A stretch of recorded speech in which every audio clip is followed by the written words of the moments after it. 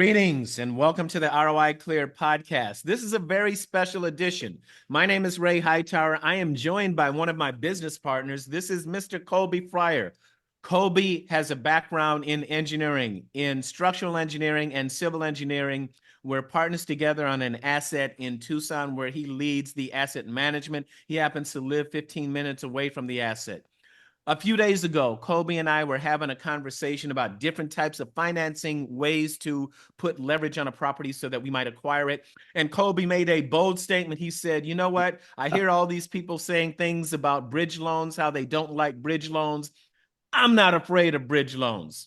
And I wanted to hear more about that because we have been taught in this industry, or we've observed that a bridge loan is like a sharp knife. You want to use it if you know what you're doing, but you don't want to use it if you don't know what you're doing. So without any further delay, let's bring on my business partner, Mr. Colby Fryar. Welcome, Colby. Awesome, Ray. Thank you, man. Appreciate the opportunity. Enjoyed working with you and look forward to a lot more to come. Yes, we are sifting a bunch of deals too, aren't we? And so that led to our conversation about bridge loans, man. Bridge loans. Okay. Why Bad don't you word, define right? bridge? Would you mind defining that for audience, for those who are not familiar with that particular term? Sure. Yeah, bridge loans are loans that are used a lot in construction and for heavy lift kind of projects that aren't stabilized. So typically and for larger deals, right? Larger multifamily, they typically don't apply to small loans or small deals less than, maybe 10, 20 units. Those typically wouldn't be in there depending on what the value is, but a larger deal that has high, maybe high vacancy, low income situation where you've got to go in there and change the operations and get the income up, get the occupancy up, and because your agency loans typically Fannie Mae, Freddie Mac, you got to have 90% occupancy for 90 days. Mm-hmm. If you have less than that, then you're looking at maybe a bank loan on a smaller deal or a bridge loan on a larger deal. Right. So it's basically floating rate debt, or a bridge loan can also be fixed rate debt at a very, very high interest rate.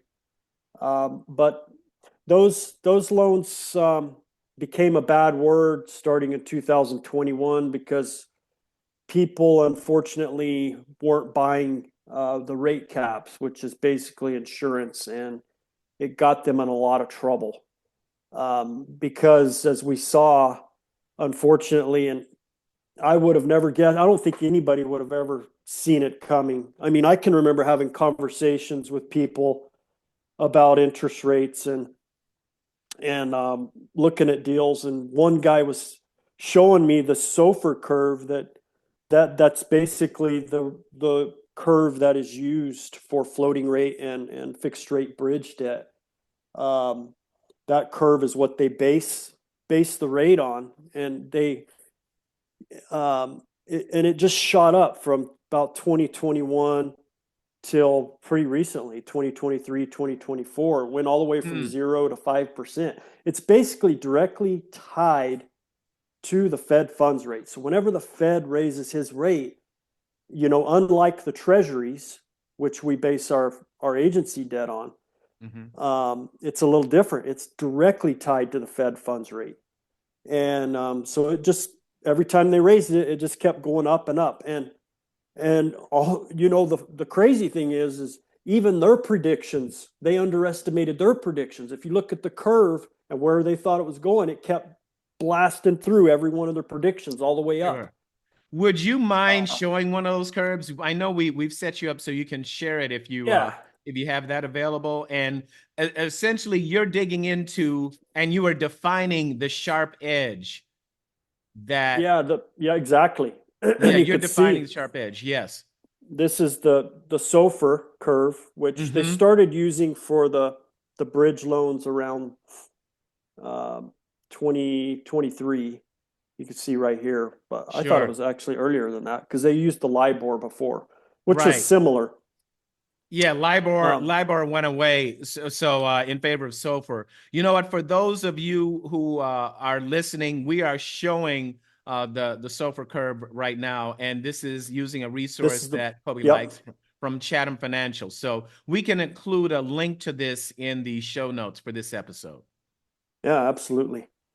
And and so you could see it started off at 0, which back then we were getting rates of around 3%. It was unbelievable, right? Yeah, happy days. The great days of Yeah.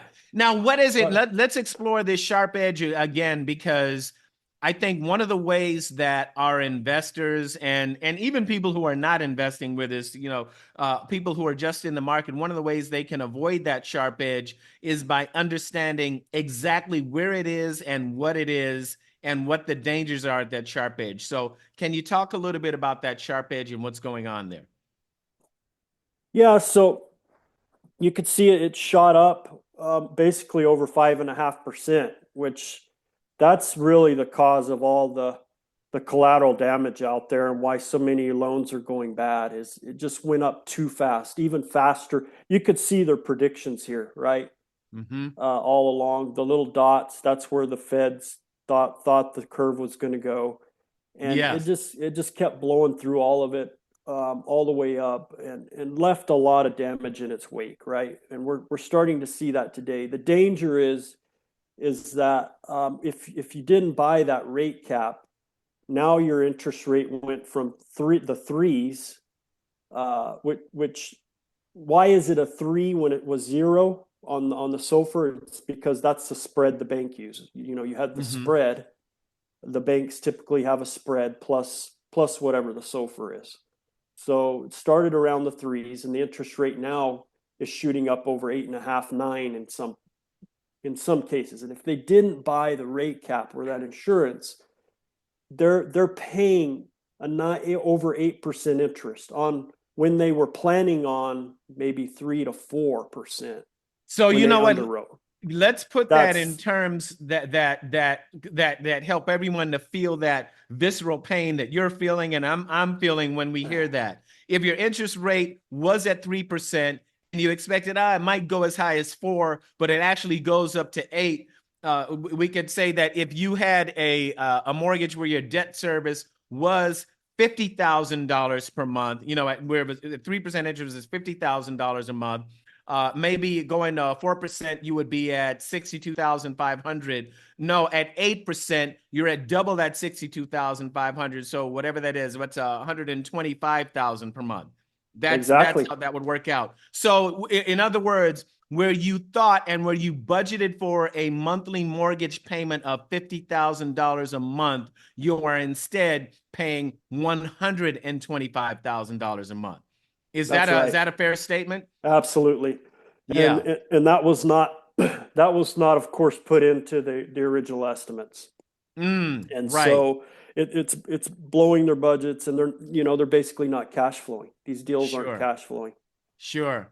And the way And to protect against that, you mentioned something earlier about rate caps. Can you tell our audience about rate caps, what they are, and how do you buy them? You mentioned rate caps and insurance. Maybe you could unpack that for us, please. yeah, so it's a term that's loosely used, but basically you buy a rate cap, and it's a form of insurance. And if folks would have bought those rate caps back then, they were relatively inexpensive when the interest rates were low. They Mm-hmm. cost maybe $50,000 for a $20 million loan, somewhere in Mm. that, maybe a little more. And and why they didn't buy them, I'm sure they thought, well, what's the point? I mean, interest rates are just going to stay low forever. So, Yes. hey, I thought the same thing, man. Yeah, So yeah. we, we just all thought that, right? We Yeah, never yeah. would have imagined. And I think there were a lot of people that did buy them, but maybe they Right. only bought them for 2 or 3 years, Sure. So they thinking that that's expired. all they expired. And Yes. that's been a big problem too. Sure. Those loans are coming due or already due. So you Uh, mentioned rate caps costing $50,000 a few years ago. What are people paying for them now, or what were they uh, paying for them at the peak? I just, yeah, well, I was just looking at where it is now, and on a $20 million loan for a 5 year term, you're looking at about 2 million. Whoa. for rate cap. Now that's 5 years. That's saying, okay, our business plan is 5 years. We want that. We want that insurance for the full 5 years. Sure. So you may Sure. want to do it 3 to 5, maybe 3, Yeah. So because let's put yeah, that in terms everyone can gather. It's like if you were paying $50,000 for this insurance 2 or 3 years ago, instead it's over 2 million. In this example, you're showing us 2.4 million. 2.4 million on a $25 million loan.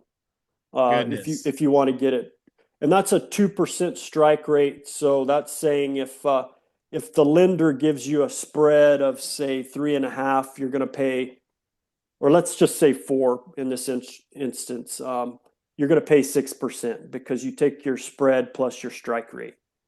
And so if it goes above the 6%, then you're protected. The bank, you're buying that insurance, right? So if it goes Yeah. above 6, the bank has to pay that difference. So let's say it's 8%. They have to pay the 2 for the Yeah. 5 years, Yeah. or however long that interest rate lasts. And if it goes down, of course, then they pay that difference. Sure. Well, now I have to ask this, given the huge opportunity to be upside down, I'm saying that kind of tongue in cheek, given the huge danger of being upside down in a deal, to me and to a lot of people, we're inclined to say, hey, just don't do a bridge loan, just go fixed Yeah. rate or go some other route. But you see another path here, so I'm very curious about Well, that. oh Help us yeah, explore that. well, yeah, I should be clear on that. I mean, I absolutely prefer agency or Fannie Mae, Freddie Mac whenever you can get it. The problem is a lot of the good deals that we're going to have coming, the great opportunities, they have bridge debt on them, or they're going to Mhm. require bridge debt because you're not going to be able to get agency financing. Yes. So having this extra tool in the toolbox is a really good thing to have during this time to to take advantage of the great opportunities that might be coming that we may never see in our lifetime, right? Yeah. Because now is a great time to buy. The values are down 25 to 30% on some of these assets, maybe more. Sure. Yeah. And especially if one of these deals has gone back to the bank and you could take over the existing bridge loan on it, buy that insurance for 5 years or whatever it is. I mean, that could be a heck of a investment for people to Sure. take advantage of. Well, like you said, there are properties at discounts. You and I just bought an asset in Tucson at a 28% discount. It had been under contract at 19 million. We closed on it at 13.6 million. So we got a huge discount there. And there are other opportunities like that that you and I and our partners are Yeah, looking at for acquisition. So, like you said, they are it out can be there. helpful.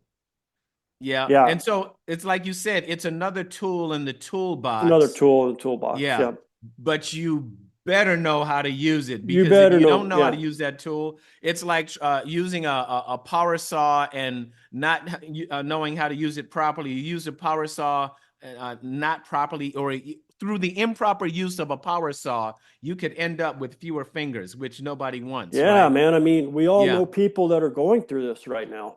yeah, The deals that didn't buy the rate caps or that didn't get them for a long enough period. Now they're at risk of losing their money in deals.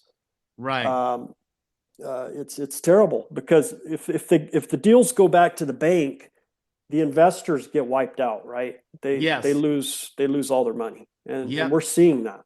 Yep. And Total so loss of equity. that's where it comes from. People hear the word bridge and they run the other way, Right, right. So but the it can. bottom line is, if you're going to use a bridge loan, you need to take certain steps up front to protect yourself in the same way that you would use protective equipment with power tools, right? You just have to be smart about it and disciplined about it and safety minded about it, and only use it when it's the proper thing to do. Absolutely. Yeah. Okay. If you don't have to use it, don't use. The other great thing about bridge loans is they do typically pay for 100% of the capex. So it really Mm-hmm. reduces the amount of capital that you have to put into a deal. And I think that's one of the biggest benefits of a bridge loan Sure. is that they pay for the CapEx. So particularly on a heavy lift deal, if you have to put in a lot of work, 10, 20,000 per unit to get it up to where it needs to be, they're paying for that. That's huge on your returns. Right. Right. A conventional loan or Fannie Mae probably wouldn't work for that. Yeah. Compared to that. So that's a huge benefit too. I love that. You're describing the rational strategy that must be employed to make sure you don't get burnt by this and make sure it amplifies the deal, that we generate the benefits from the deal. So I love Absolutely. that. I love Yeah. that. You Pluses know and what? minuses to all of them, right? I mean, Yes, yeah. There are you pluses got and to look at minuses. the upside and the downside on all the Absolutely. loans. Absolutely. Now, you and I are trying to do this in a very short amount of time, so that's minimal. What I will say to those people who are listening or watching, reach out to Colby or me. We can talk about this further. We can even get on a call together and talk about some specific examples if you want to explore how bridge loans work, and more importantly, how you or other people that your partners or our partners, can employ bridge loans in such a way that they can benefit your deal and not cause your deal to go upside down. So I think we're good. I think we're about ready to wrap up now, because we could go deeper in this. We could spend hours talking about this, as we have, right? Is there anything else you would like to say, Colby, as we wrap up? No, I just, I don't want to downplay the pain that's out there, and so I get it. People hear the word bridge loan and they run away. Man, I understand.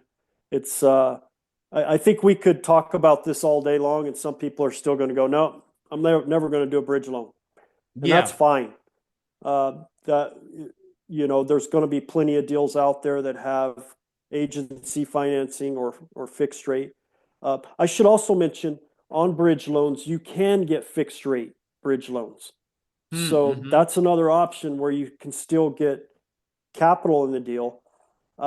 The difference is that those deals typically have to be a little better. They have to be a little more stable, Yes. not quite as heavy a lift to get that sort of financing. But you wouldn't have to pay for the rate cap. You will pay a higher interest rate, no rate cap, but it is at least fixed for whatever duration of the loan there is. So that's another good Sure. option. I love that. I love the way you are always exploring options and considering different levers that we can pull to make sure that our deals work. So that's powerful. Yep. That's powerful. Yeah, and it's all about understanding our investors and what they want too. Yep. Absolutely. Absolutely. Well, hey, it was you as we wrap Thanks. up, Colby. It was great talking to you, man. I always enjoy our conversations.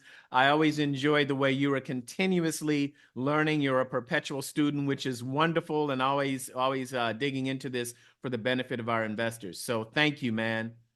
Very grateful. Thank you, Ray. Honored to be part of our team, and I appreciate all your help, you guys. I learn things from you every day. So about the business and continuing to learn. Yes, sir. All right. Be well. Thank you. And thank you for engaging the ROI Clear podcast. At ROI Clear, we buy multifamily apartment properties, we improve them, and we give people a great place to live. At the same time, we give investors an opportunity to enjoy capital preservation, tax advantages, and a solid return on investment. If you'd like to know more, click the link to roiclear.com down below. We look forward to speaking with you.